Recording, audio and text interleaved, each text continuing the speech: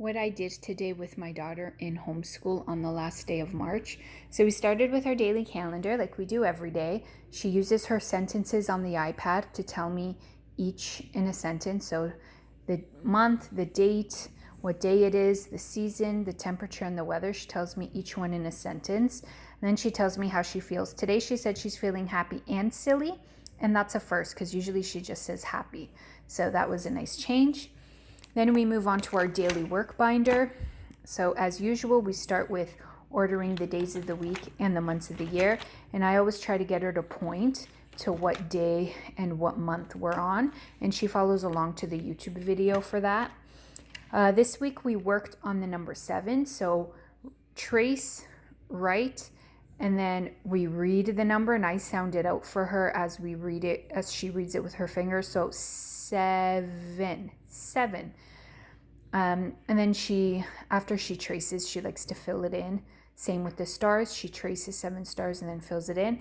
And then she just shows me on the 10 frame a 7 of whatever we have on hand. Today we had the counting bears. I said, show me 7 red bears. And so she showed me 7 on the 10 frame. Then for our language worksheet from the Spectrum series, we've moved on to lesson 3. So today the letter was upper and lowercase c. She had to do each on the line, and you can see we're still working on it. Then for the activity, she had to fill in the beginning sound for each picture, which was C, and I always ask her what sound does the letter make, and she'll tell me. And then I ask her for each picture, what is it? And she has to tell me, and then I'll reiterate, cup starts with C.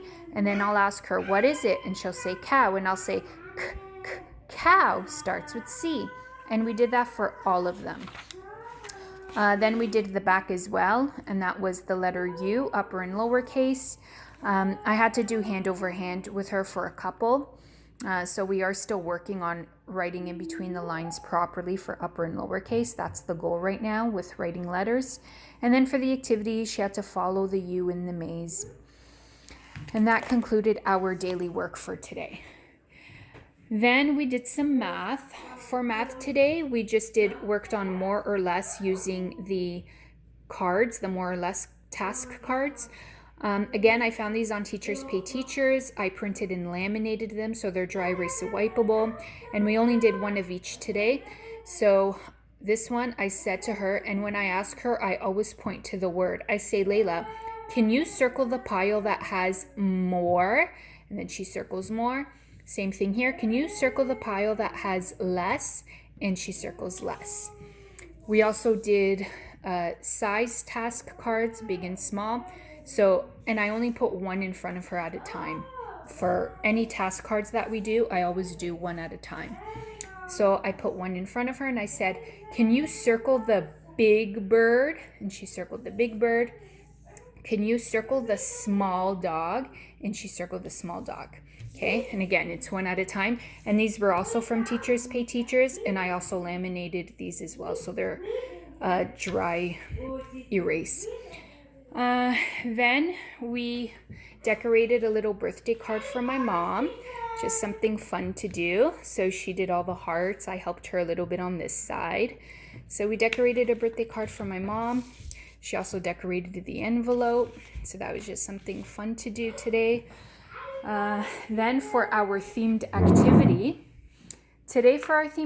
it was our last day doing animals and habitats. Next week, we're moving on to our Easter theme. So what we did today for the theme activity is in these plastic eggs, I filled it with one animal each, and the rest are in there. So what she did is she would open one egg at a time, and we would look at what's inside. So this one is a turtle. So then she would have to go here onto her iPad. She would go to her animals folder. Then she would go to animal features, because that's what we discussed today. And I would ask her, Layla, what is it? And she would say, it's a turtle. And I say, what does the turtle have? What does it look like? So then she would say, for example, it has a shell. And there's some scales on the shell. And we could say also it has legs. Okay. Now, today, whenever I asked her, she would only choose one thing. So for the turtle, for example, she would say, It has shell.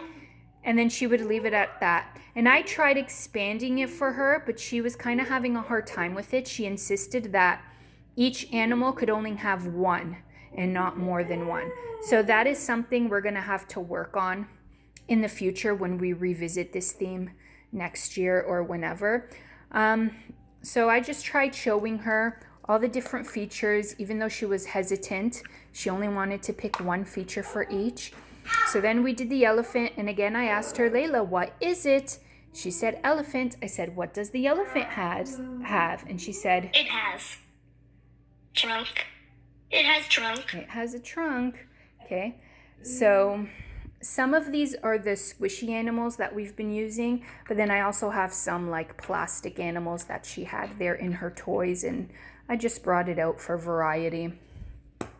So the next one, so this one is a chicken and it has a beak. So for this one, she said, It has beak. It has beak. and again, I always ask her first, what is it? And she has to tell me before we talk about the features. This one is a little octopus. Okay, so I asked her, what is it? She said octopus. She says it verbally, and then she tells me here, It has tentacles. It has tentacles. tentacles. And then the last one, for an example, was this. It's a cat. So I asked her, what is it? She said cat. I said, what does it have? And she said, I think for that one, she just said it has Tail. tail, which it does. But again, with this one, I try to reiterate that it has lots of things. For example, the cat has... It has tail, 4 legs, fur, paws. It has tail, 4 legs, fur, paws. Okay, so the cat has all those things. But again, she was struggling with that. This was too much for her. She only wanted to focus on one feature. And so that's kind of what we did.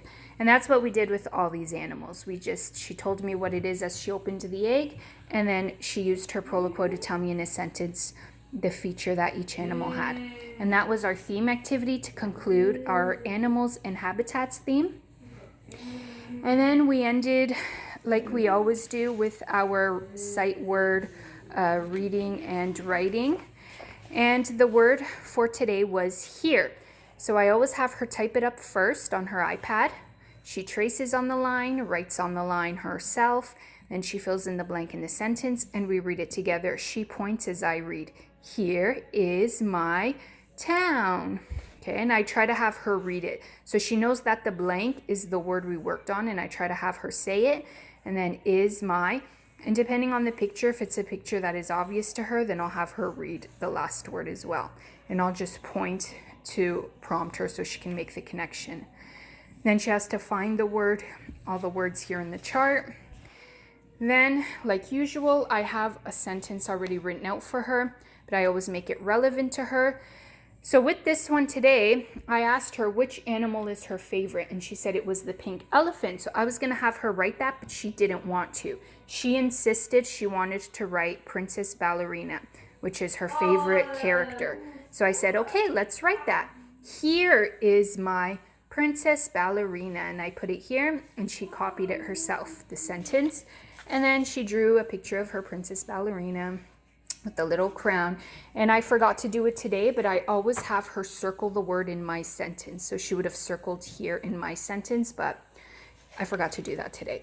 But we usually do. Okay, so that's it. That's what we did today. Decorated a birthday card, a little bit of math, writing, and last day for our animals and habitats. And we worked on features with the plastic eggs.